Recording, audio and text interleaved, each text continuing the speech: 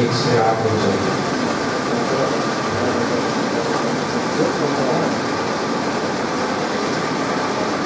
Romans chapter 12 verses 1 to 8। Romeo की किताब इसका 12वां अध्याय 1 से 8 वचन।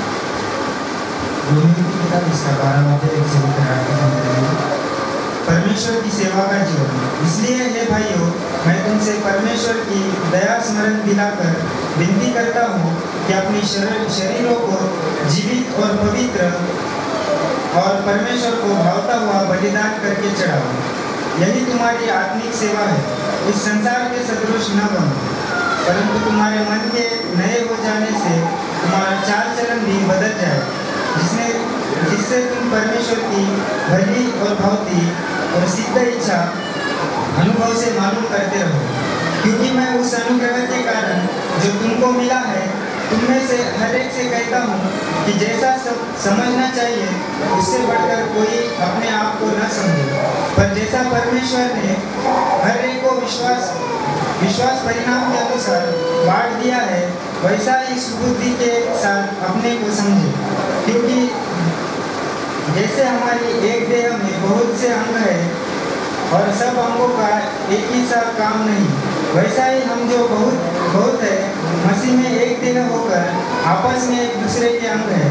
जबकि उस अनुग्रह के अनुसार जो हमें दिया गया है, हमें भिन्न भिन्न वरदान मिले हैं।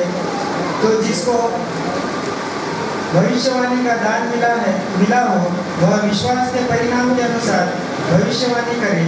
यदि सेवा करने का दान मिला हो तो सेवा में लगा रहे। यदि कोई सिखाने वाला हो तो सिखाने में लगा रहे। जो उपदेशक हो वह उपदेश देने में लगा रहे। दान देने वाला उदारता से दे। जो अगुवाई करे वह उत्साह के साथ करे। जो दया करे वह हर्ष से करे। बड़े अच्छे उसके नाम है। आज हमारे बीच में north Mumbai district superintendent reverend Anand Mahato साहब हैं। आज हमारी पास्टेट कॉन्फ्रेंस है। इस कॉन्फ्रेंस के लिए मैंने उन्हें चेयरपर्सन होकर के आमंत्रण दिया और उन्होंने मेरा आमंत्रण स्वीकार कर आज हमारे बीच में मौजूद है।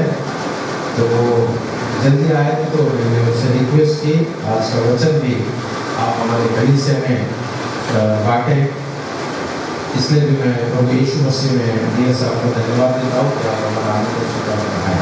मैं इस समय विनती करता हूँ कि जो वचन आपने लेकर आए हम सबके आत्मिक उन्नति के लिए उसे पेश करें।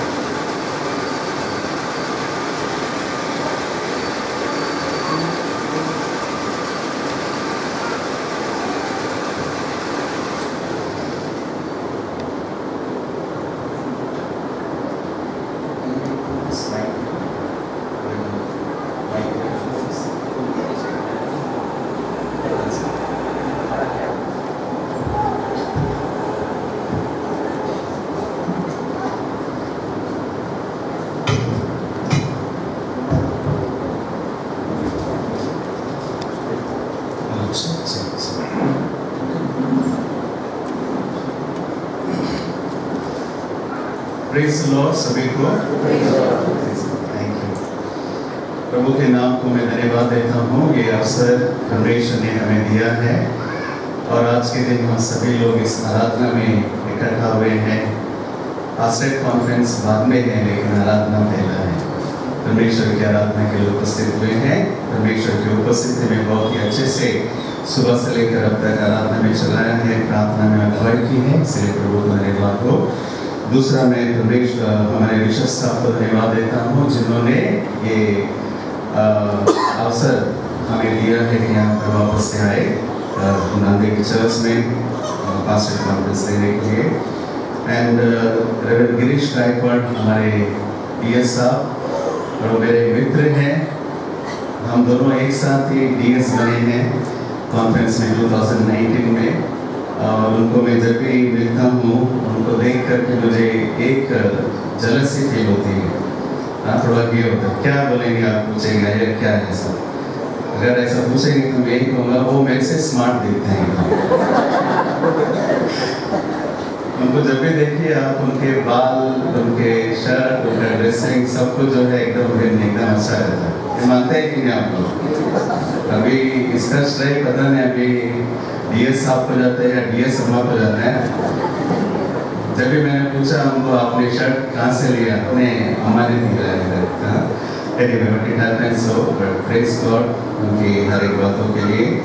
और वो बहुत ही टैलेंटेड हैं और परमेश्वर के वरदानों से भरे हैं, अच्छी प्रचार और अच्छी सेवा करते हैं जहाँ पर भी गए हैं। परमेश्वर उनको आशीष दे, उनके बच्चों को आशीष दे, यही हमारी प्रार्थना है कि उनके परिवार को आशीष दे। और ये आमंत्रण दिया इसलिए मैं उनका भी धन्यवाद देता हूँ तहे दिल से। नांदेड़ चर्च के बारे में कौन नहीं जानता है? कॉन्फ्रेंस के अंदर सभी लोग जानते हैं, राइट? नांदेड़ चर्च को सभी लोग जानते हैं, हर एक बिशप साहब, डीएस साहब, सभी लोग जानते हैं। नांदेड़ चर्च से मेरा नाता आज का नहीं है, बल्कि मैं ये कहूँगा कि 2014 में हम लोग यहाँ पर धारावी चर्च से टीम लेकर आए थे। कितने लोगों को याद है पता नहीं, याद है? कैसे मैं और हमारे सीनियर मिनिस्टर जेम्स कुमार अय्या वो आए थे और एक टीम लेकर आए थे यहाँ पर। जवानों के लिए, महिलाओं के लिए, बच्चों के लिए हमने सेवा की। पूर्णा चर्च और मुखेड़ और एक दो गिरगांव हमने किया। गिरगांव कलीसिया को बांधने के लिए सहायता किया। और कुछ लोग आप यहाँ से धारावी कलीसिया में भी आए थे और ये मैं जानता हूँ, तो वहाँ से नाता शुरू है और ये नाता इसी तरह से बना रहे। फिर से एक बार अवसर दिया परमेश्वर ने, इसलिए हम परमेश्वर धन्यवाद देते हैं। नांदेड़ चर्च की खासियत, कितनी भाषाएं लोग यहाँ पर हैं? सभी हैं, सभी भाषा के, ऑल 8 लैंग्वेजेस आर देयर, है ना? सभी लोग यहाँ पर हैं। तमिल, तेलुगु, कन्नड़ा, मलयालम, है ना? एवरीवन इज देयर, मराठी, इसीलिए हम हिंदी में करते हैं। और ये इस तरह से कह सकते हैं कि हमारी जो मुंबई रीजनल कॉन्फ्रेंस है वो 8 भाषाओं से पूरा है। तो एक मिनी कॉन्फ्रेंस यहाँ पर है ना? सभी लोग यहाँ पर उपस्थित हैं। हम लोगों को एक यूनिकनेस में कह सकता हूँ। दूसरा यूनिकनेस ये है नांदेड़ चर्च की, इट इज स्पिरिचुअल चर्च, ये आत्मिक कलीसिया है। इसी वजह से, इसी भार के वजह से बहुत सारे पासवान इस चर्च से आए हैं, बहुत सारे लीडर्स हमारे कॉन्फ्रेंस के इस चर्च से आए हैं। और मैं ये भी विश्वास करता हूँ कि बहुत सारे मिशनरीज यहाँ से आए हैं। सो ये मिशनरी के द्वारा उत्पन्न किया हुआ चर्च इसे और उसी तरह से कायम रखे और बढ़ते जाए, ये मेरी प्रार्थना रहेगी। और एक खासियत है जो मुझे बहुत अच्छा लगता है, वो है नांदेड़ की बिरयानी। ठीक है, ओके। सो नांदेड़ की बिरयानी मैं खा के जाऊँगा और लेके भी जाऊँगा। ठीक है, so praise God for all this thing. परमेश्वर के नाम पर धन्यवाद हो। और आप सभी को भी फिर एक बार प्रभु के नाम से अभिनंदन करते हुए धन्यवाद देते हैं। आइए हम वचन में जाने से पहले मैं सरों को झुकाए और प्रार्थना करेंगे।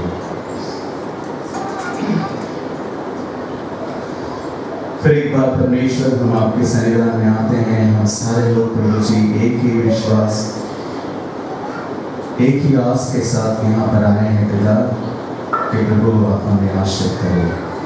आराधना में एक मन होकर, एक हृदय से अब तक आराधना की है। हमारी प्रार्थनाओं को आपके सम्मुख में हम रखेंगे। प्रभु हम तेरा धन्यवाद देते हैं पिता परमेश्वर। आने वाले वचन प्रभु जी हमारी ओर से नहीं बल्कि आपकी ओर से होने चाहिए। हमारे हर एक के हृदय को आप स्पर्श करें और हमें आशीष दें। इस प्रार्थना को यीशु के नाम से हम मांगते हैं, आमीन।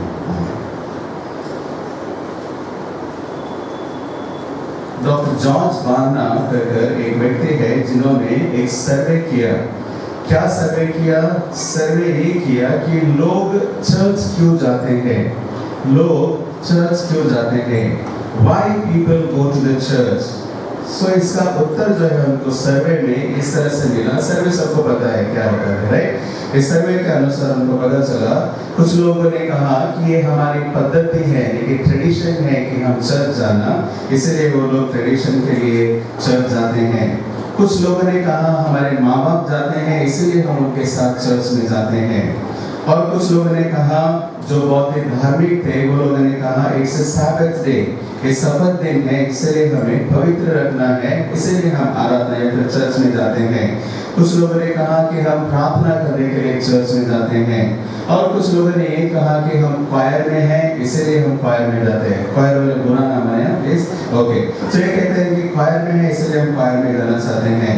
कुछ लोग म्यूजिकल इंस्ट्रूमेंट बजाते हैं इसलिए हम वहाँ पर जाते हैं। यहाँ पर बजाने वाले बुरा मत मानना प्लीज। ओके, तो इस तरह से जो है लोगों ने अलग अलग रीति से उनके जवाबों को उन्होंने दिया और इस सारे रिसर्च के अंदर इस सबको एक साथ उन्होंने टोटल करने के बाद एक उत्तर बहुत ही कॉमन आया और सबसे ज्यादा संख्या में मिली वो है 80%। बहुत सारे लोगों ने जो है ये बात को कहा, we go to church to worship God. हम जो है परमेश्वर की आराधना करने के लिए चर्च में जाते हैं। We all go to worship God। हम परमेश्वर की आराधना करने के लिए चर्च में जाते हैं।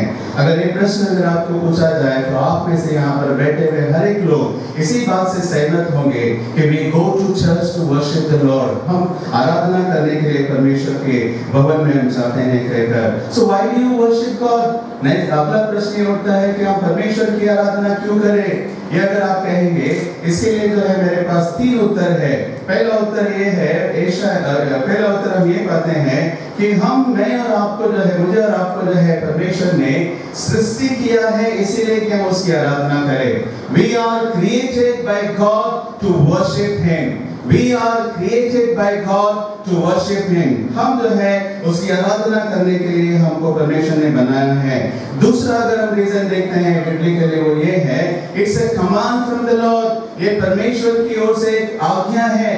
10 आज्ञाओं के अंदर पहली 2 आज्ञा यही बताती है कि तुम अपने परमेश्वर को छोड़कर और किसी की आराधना ना करना। So this is the first commandment from the Lord। ये पहली आज्ञा है, इसीलिए मुझे और आपको जो है उस परमेश्वर की आराधना करना जरूरी है। तीसरा अगर हम देखेंगे, God always seeks the true worshippers। परमेश्वर जो है हम जैसे सच्चे आराधना करने वालों को ही ढूंढता है कहकर हम कह सकते हैं। और इसीलिए हम सभी लोग परमेश्वर की आराधना करने के लिए इकट्ठा होते हैं या फिर आते हैं। आप लोग कहेंगे या हम यहाँ पर इतने कम लोग हैं, लेकिन और कहाँ पर है? हम लोग जो नहीं आते हैं उनका क्या?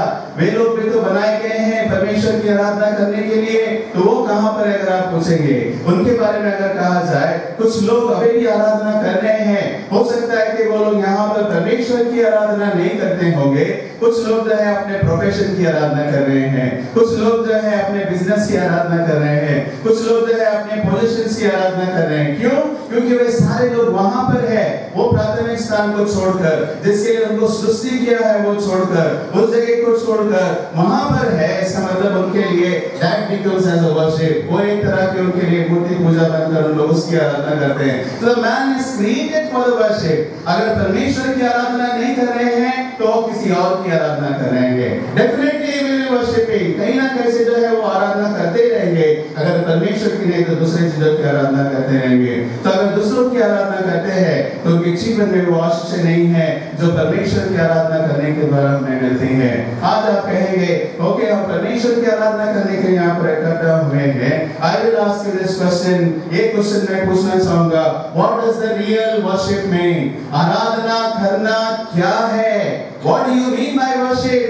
आराधना क्या है? अगर एक प्रश्न किया जाए चर्च के अंदर, अभी हम कुछ सालों से जो है आराधना के अंदर हम ये कह रहे हैं कि it's a praise and worship. आराधना का समय वर्शिप समय है कहकर हम इसे इंक्लूड किए हैं और ये सोचते हैं कि यही समय में से वो परमेश्वर की आराधना करते हैं। It is a wrong concept. No, जब शुरुआत की प्रार्थना जब पासवान यहाँ से करते हैं या फिर जो भी व्यक्ति यहाँ पर आकर बैठकर जब अपने घुटने टेक कर अपने सर को झुकाकर प्रार्थना शुरू करते हैं, वहां से लेकर आखिरी पासवान जो है बेनेडिक्शन देने तक ये पूरी आराधना है। This is all the worship। और ये आराधना जो है हम करने के लिए यहाँ पर इकट्ठा होते हैं। The real worship means what? अगर इसका अर्थ अगर हम जानने की कोशिश करेंगे, the word worship शब्द जो है ये इंग्लिश भाषा से आती है।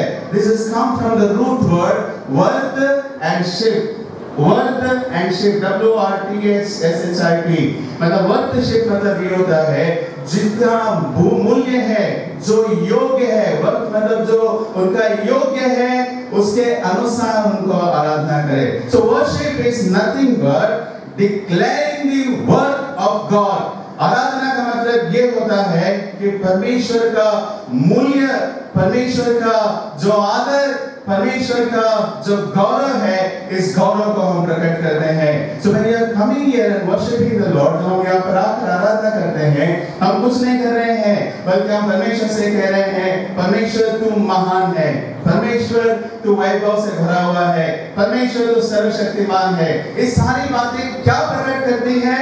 ये सारी बातें जो है परमेश्वर का वर्थ यानी कि मूल्य उसका प्रकट करते हैं, कहकर हम कह सकते हैं। So यहाँ पर जब हम आराधना करने के लिए इकट्ठा होते हैं, we are declaring just the worth of God, परमेश्वर की वर्थ को, उनके मूल्य को हम उनके सामने प्रकट करते हैं। जब हम इस तरह से करेंगे, what are we doing? क्या कह रहे हैं? We are recognizing His worth, हम उनके मूल्य को जो है याद कर रहे हैं और उल्लेख कर रहे हैं, और उसके साथ साथ जो हम ये कह रहे हैं, Lord your role in my life, परमेश्वर तेरी भूमिका जो मेरे जीवन में है उसे मैं लोगों के सामने बता रहा हूँ। तूने क्या क्या किया है मेरे जीवन में, मेरे जीवन को बदला है, मेरे जीवन को आशीष किया है, मेरे जीवन में चंगाई दी है।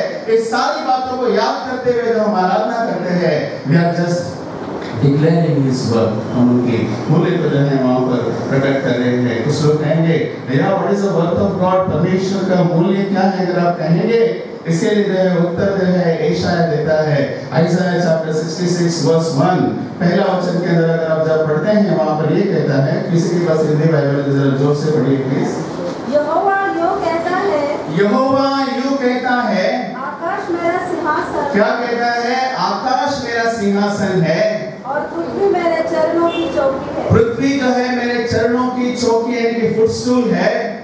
ओके, आगे, तुम मेरे लिए कैसा भवन बनाओगे, कैसा भवन बनाओगे, और मेरे विश्राम का कौन सा स्थान होगा, कौन सा स्थान होगा। हो गया। और आगे पढ़िए, यहोवा की यह वाणी है, यहोवा की ये वाणी है, यह सब वस्तुएं ये सब वस्तुएं मेरे ही हाथ की बनाई, मेरे ही हाथ के द्वारा बनाई गई है। ओके, इसीलिए ये सब मेरी ही है, ये सब तो जो है मेरी है। लेकिन एक बात यहाँ पर मैं ध्यान में लाना चाहूंगा, वो परमेश्वर का वर्थ यानी कि मूल्य क्या है? जिसने मुझे और तुम्हें और सारी वस्तु, सारी सृष्टि को बनाया है, उसका मूल्य मैं और आप क्या लगा सकते हैं? उसका वर्थ मैं और आप क्या डिक्लेयर कर सकते हैं? We cannot do because he is the creator, क्योंकि वो जो है परमेश्वर हमारा सृष्टि करता है। और उसका ऊंचाई अगर फिजिकल स्टेचर हम देखेंगे, कुछ लोग सोचते हैं कि हम पवित्र भवन के अंदर उनको समा सकते हैं केवल क्रूस के इधर पे। नो, परमेश्वर यहोवा डिक्लेयर कर रहा है कि उसका हाइट कितना है। स्वर्ग जो है, किसी ने देखा है स्वर्ग? मैंने तो नहीं देखा। स्वर्ग के सिंहासन पर विराजमान है और उनके पैर के छोटे यानी कि फुटस्टूल, पाद चिन्ह क्या है? पृथ्वी है। पृथ्वी इतना बड़ा पृथ्वी जिसको हमने पूरे हमारे आगे चलने के 70-80 साल में अगर हम घूमेंगे तो पूरी तरह से देख नहीं पाएंगे। वो जो है उनकी क्या है? छोटी सी पाँच है। ऐसे परमेश्वर के लिए मैं और आप जो है क्या भवन बनाएंगे, क्या आराधना करेंगे। और एक बात मैं बताना चाहूंगा इस परमेश्वर के बारे में, ये परमेश्वर का जो है केवल स्टेचर नहीं, केवल सृष्टिकर्ता नहीं, बल्कि उनका और एक गुण है। कौन सा गुण है? It is about his love, उनके प्यार के बारे में। सागर से भी गहरा तेरा प्यार है करके हम गीत गाते हैं। क्यों गाते हैं? क्योंकि इसने परमेश्वर ने जो है मुझसे और तुमसे कब प्यार किया है? रोमियो उसका 5वां अध्याय 8वां वचन जरा पढ़िए। कब उन्होंने प्यार किया मुझसे और तुमसे? रोमियो उसका 5वां अध्याय 8वां वचन। परंतु परमेश्वर हम पर अपने प्रेम की भलाई इस रीति से प्रकट किया है। जब हम पापी ही, क्या कह रहा है? जरा ध्यान से सुनिए। जब हम पापी ही थे तभी मसीह हमारे लिए मरा। उनका प्यार कब प्रकट हुआ है? जब मैं और आप जो है पापी ही थे तभी उन्होंने प्रकट किया है। जब मैं और आप अच्छे थे तभी नहीं, बल्कि जब मैं और आप जो है पापी थे उसी समय जो है उनका प्यार जो है प्रकट हुआ करके देखते हैं। तो परमेश्वर के प्यार के बारे में ज्यादा डिस्क्रिप्शन देने की जरूरत नहीं है। आप, मैं और आप जो है इसको जानते हैं। तो इस प्यार के बदले में इस सृष्टिकर्ता को जिसने मुझे और तुम्हें बनाया है, जिनका स्टेचर सिंहासन और पृथ्वी उनके आसन है, ये सब चीजें देख करके आज मैं और आप जो है इसकी आराधना, इनके वर्थ को हम कैसे डिक्लेयर करेंगे आराधना के अंदर? How can I do that? मैं और आप कौन है जो हम कर सकते हैं, लेकिन इसके बावजूद जो है परमेश्वर आज मुझसे और तुमसे जो है इस बात की अपेक्षा करता है कि मैं और आप जो है उनकी आराधना करें। So how to do that worship? कैसे हम आराधना करें? मैं 3 बातों के अंदर आपको बताना चाहूँगा कि हम किस तरह से परमेश्वर की आराधना करें। 2 बातों के द्वारा परमेश्वर की आराधना हम कैसे करें। तो फर्स्ट ऑफ ऑल, पहले परमेश्वर की आराधना मैं और आप जो है आत्मा और सच्चाई से मुझे आराधना करना है। यूहन्ना उसका 4 अध्याय 23 और 24 वचन जब आप पढ़ते हैं, यहाँ पर एक एनकाउंटर यीशु मसीह एक सामने स्त्री के साथ यहाँ पर वार्तालाप हुई है। इस वार्तालाप के बीच में आराधना के बारे में यीशु मसीह इस स्त्री को बता रहा है। क्या बता रहा है? सच्ची आराधना क्या है? यूहन्ना 4 अध्याय 23 वचन पढ़िए। परंतु वह समय आता है, वरन अब भी है, जिसमें सच्चे भक्त पिता की आराधना आत्मा और सच्चाई से। क्या कहते हैं? ऐसा समय आएगा, यानी वो समय अलग था, लेकिन अब ऐसा समय आएगा जहां पर लोग जो है पिता की आराधना कैसे करेंगे? आत्मा और सच्चाई से आराधना करेंगे। और ऐसे ही लोगों की तलाश करता है। प्लीज आगे पढ़िए माँ। भक्त पिता की आराधना आत्मा और सच्चाई से करेंगे, क्योंकि पिता अपने लिए ऐसे ही आराधना को। क्या कहता है? जो सच्चे और आत्मा से आराधना करते हैं ऐसे ही लोगों की तलाश कर रहा है, बाकी लोगों की नहीं। जो सच्चे मन से, सच्चे हृदय से परमेश्वर की आराधना करता है, परमेश्वर ऐसे ही लोगों को ढूंढ रहा है। तो हम परमेश्वर के भवन में जब आएंगे, पूरे मन, पूरे दिल, पूरे सच्ची आराधना उनके सम्मुख में लाना है, तभी वो आराधना जो है परमेश्वर हमारी स्वीकार करता है। मत्ती उसका 15वां अध्याय 8वां वचन अगर आप पढ़ते हैं, वहां पर क्या लिखा गया है? देखिए, बहुत सारे लोग आज इस तरह से हम कर रहे हैं।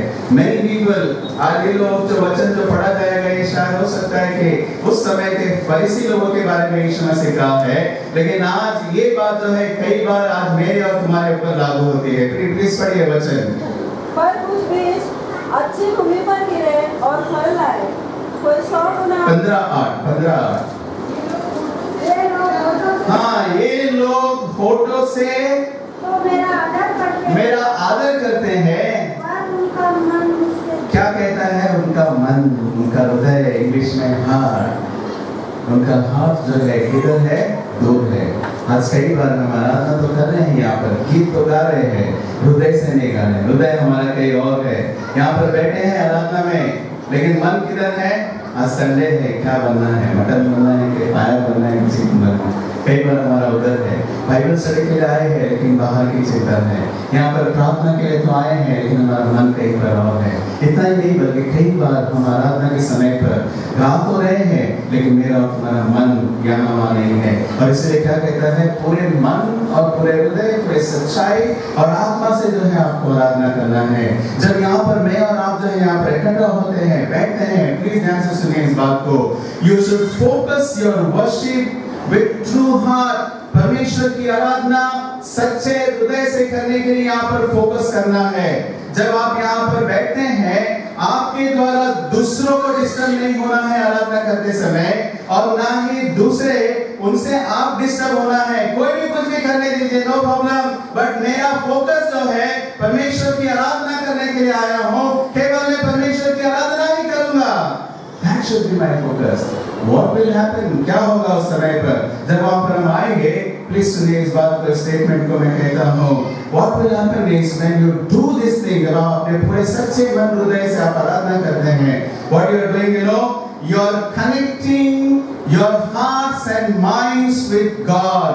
आप अपने हृदय और अपने मन को परमेश्वर के साथ जोड़ते हैं, और ये जुड़ने के बाद क्या होता है? सुनिए, what is happening? The heaven and the earth are getting connected through your worship। वो स्वर्ग और ये पृथ्वी दोनों जो है एक साथ आपकी आराधना के द्वारा वो मिल जाती है।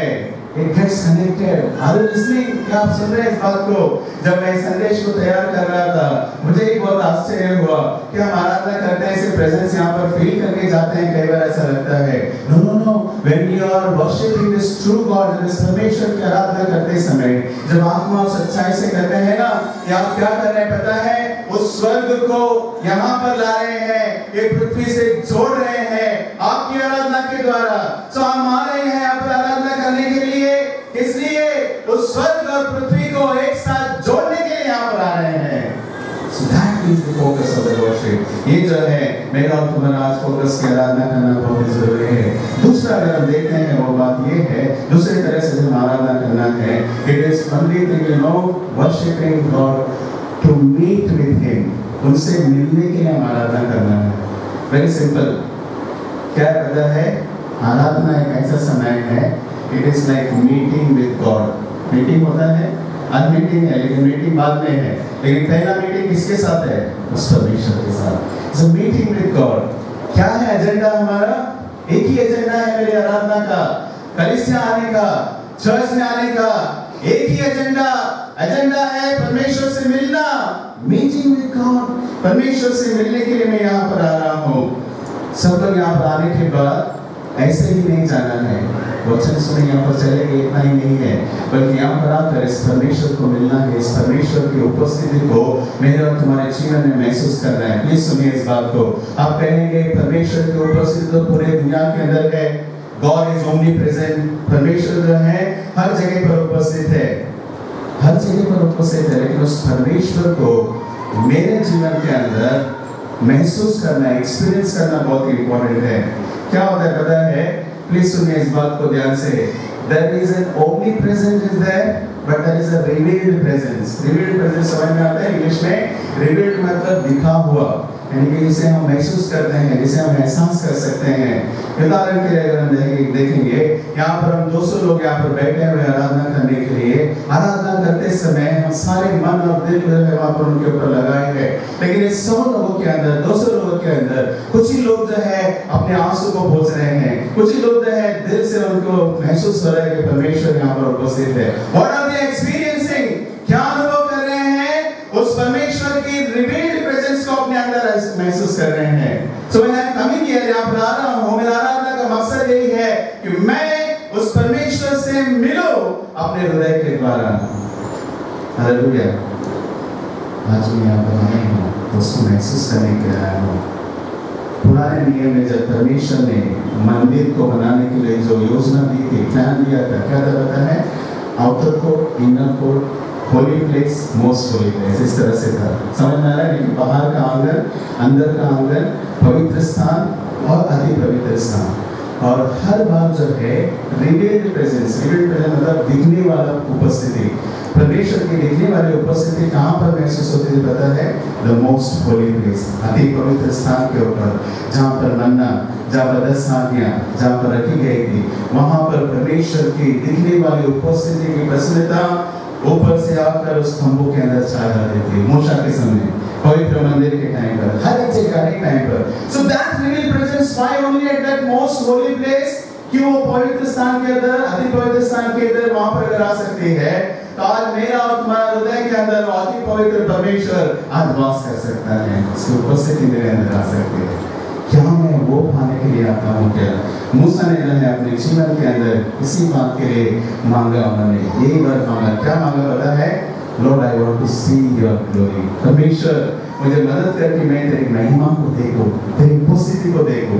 That's what he asked. यही उन्होंने प्रार्थना की है। निर्गमन उसका 33वां अध्याय 13 वचन के अंदर हम पाते हैं। This is what he asked. Only one agenda he asked. Lord, I want to see you. परमेश्वर मैं तेरी महिमा को देखना चाहता हूँ, तेरे वचन को मेरे जीवन में पाना चाहता हूँ, तेरे वचन के अनुसार मैं चलना चाहता हूँ। This is what he prayed. उन्होंने ये प्रार्थना किया। और आज मैं और आप जब यहाँ पर आते हैं आराधना करने के लिए, किस मकसद से आ रहे हैं?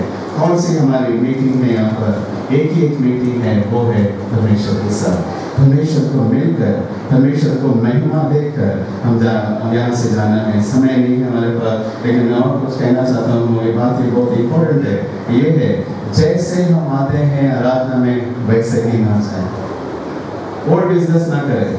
आए गए।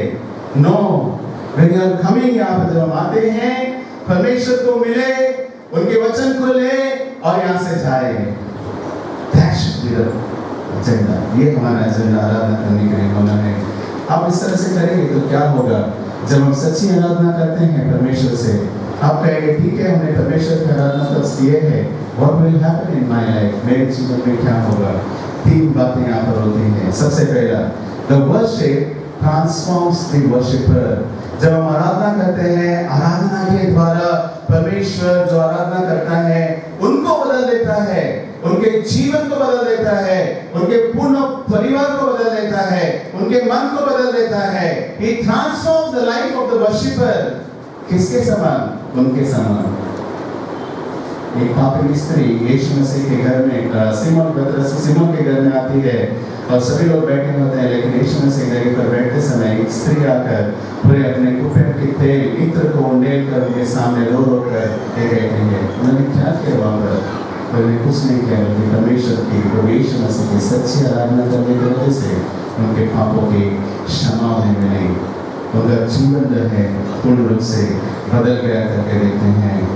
थोड़े आज मैं और आप जब आराधना करने के लिए यहाँ पर आएंगे, उस उपस्थिति को महसूस करते समय आप ये बात ध्यान में रख लीजिए कि प्रभु परमेश्वर मेरे और तुम्हारे पापों को उस समय क्षमा करता है, मेरे गुप्त पापों को क्षमा करता है, जो छिपे हुए पाप है उसे क्षमा करता है।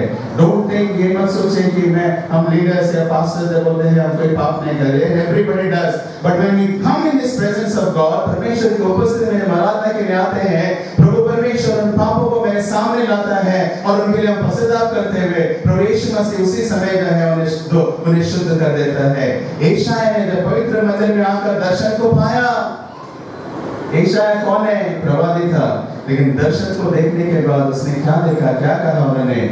मैं अशुद्ध होठों वाले के बीच में निवास करने वाला व्यक्ति। कौन बोल रहा है भाई? आज साधारण आदमी नहीं, यशायाह प्रवादी भविष्यद्वक्ता, the prophet is telling, अशुद्ध होठों वाले के बीच में निवास करने के अशुद्ध है कि वो खुद के अशुद्ध है। एहसास होगा उनको उनके पापों के लिए। कब? जब परमेश्वर की उपस्थिति को देखा उन्होंने, एहसास होगा।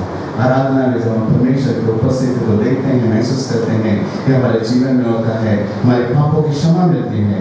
दूसरा अगर हम देखते हैं वो आशीष ये है, मेरी और तुम्हारी बीमारियों को छल्ला मिलते हैं। Sicknesses will be healed when you are worshiping with true heart। जब परमेश्वर के सच्चे दिल से आराधना करते हैं, आपकी कोई भी बीमारी क्यों ना हो, ये सारी बीमारियों से आपको छल्ला मिलती है। एक स्त्री के बारे में जानते हैं जो 12 साल से पीड़ित थी रक्त से, लेकिन उन्होंने क्या किया? इतने भीड़ के अंदर यीशु मसीह को जाकर वस्त्र को छू लिया और वो चंगाई पा ली। इतना हम जानते हैं स्टोरी, लेकिन मैं आपको बताता हूँ। वहाँ पर इतनी सारी भीड़ वहाँ पर है, यानी कि इतने सारे लोग वहाँ पर आते हैं यीशु मसीह के पास, यीशु मसीह की उपस्थिति है, कोई भी महसूस नहीं किया वहाँ पर उस उपस्थिति के, उसकी सामर्थ्य को। केवल एक स्त्री ने महसूस किया। क्यों?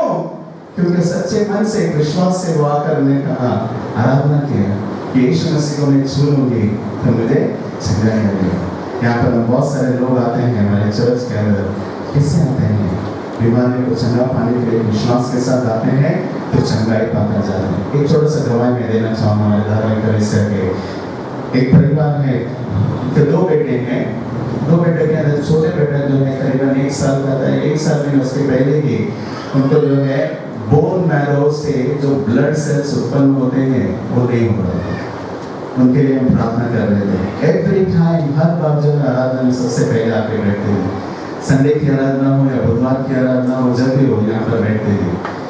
8 साल का हो गया, लेकिन अभी तक वो जीवित। उस समय पर मैंने कह दिया कितने साल जिए हैं, हमने 8 साल हो गए। और उसके बाद मैंने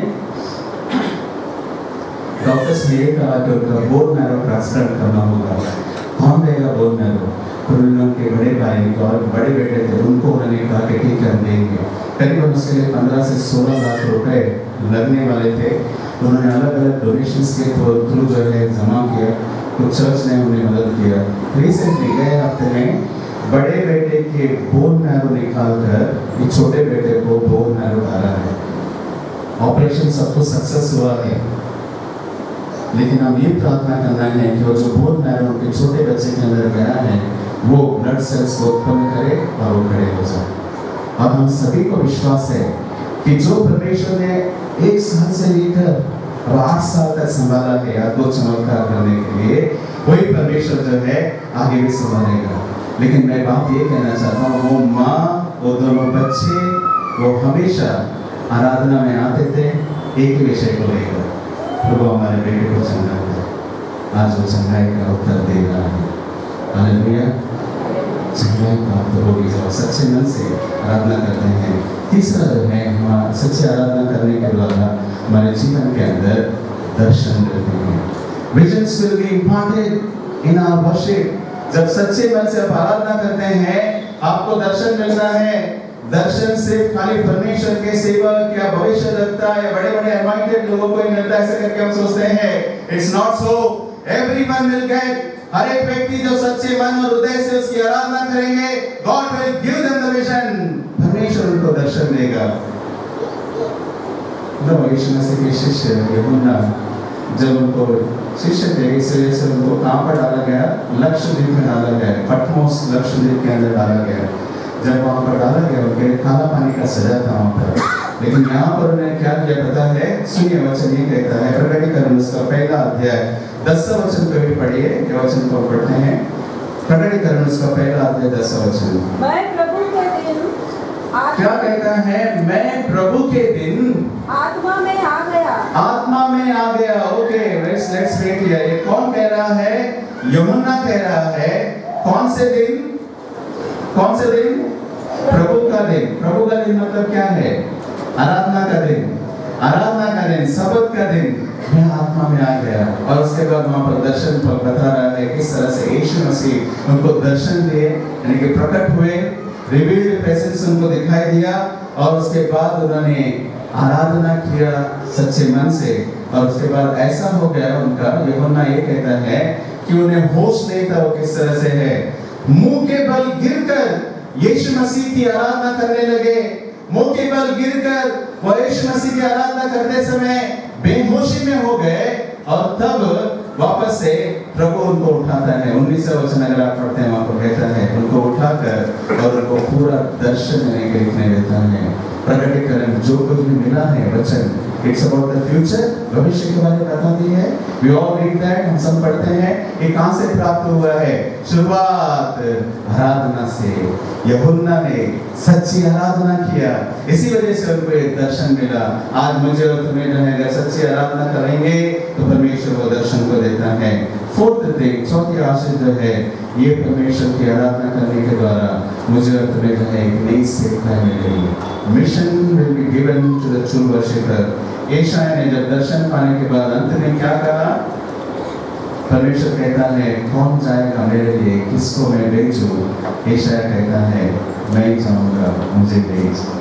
एक नई सेवा वापस आने लगी। यशायाह उसके पहले राजा उज्जाया के पास थे, लेकिन अब राजा के बड़े राजा, राजाओं के राजा परमेश्वर का सेवक बनकर वहाँ से निकल गए करने लगे। सो प्रिय लोगों, आज यहाँ पर हम सभी लोग आराधना करते समय, आराधना करने के हम कई सालों से आ रहे हैं, आ रहे हैं। कई बार हमने कई वचनों को सुना है, वचन सुनते आए हैं, आराधना आत्मा और सच्चाई से करना है कहकर। लेकिन आज हम एक निर्णय लेंगे, ये जो परमेश्वर ने हमें आज बताया है कि परमेश्वर की आराधना आत्मा और सच्चाई खरे दिल से हम करें। परमेश्वर की आराधना एक ही मकसद से करें, lord I want to meet you. प्रभु मैं तुझसे मिलना चाहता हूँ, तुझे महसूस करना चाहता हूँ, तुझे छोड़ और कुछ नहीं खाना चाहता हूँ। जब हम ऐसा करेंगे, वो परमेश्वर मेरे जीवन को बदलेगा, वो परमेश्वर मेरी चंगाई करेगा, वो परमेश्वर मुझे दर्शन देगा, वो परमेश्वर मुझे नई से उठाई देगा। क्या हम तैयार हैं उससे पाने के लिए? हाँ, तो आइए आप प्रार्थना करेंगे।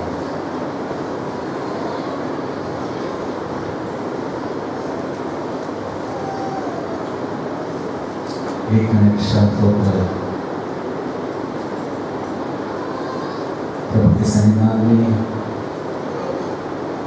उनकी उपस्थिति है, अपने आप को जब हम लाए हैं, देखें लॉर्ड,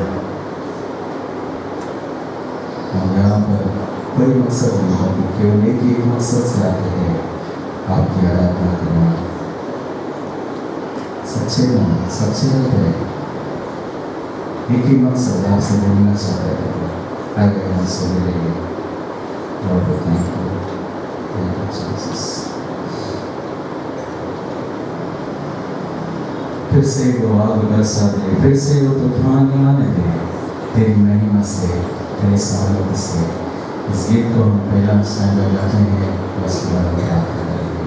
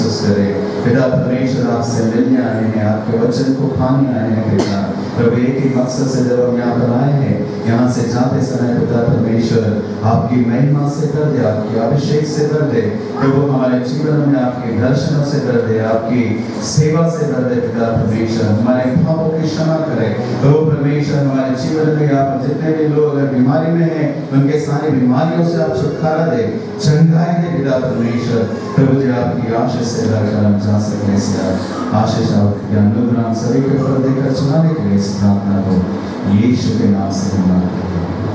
आमीन।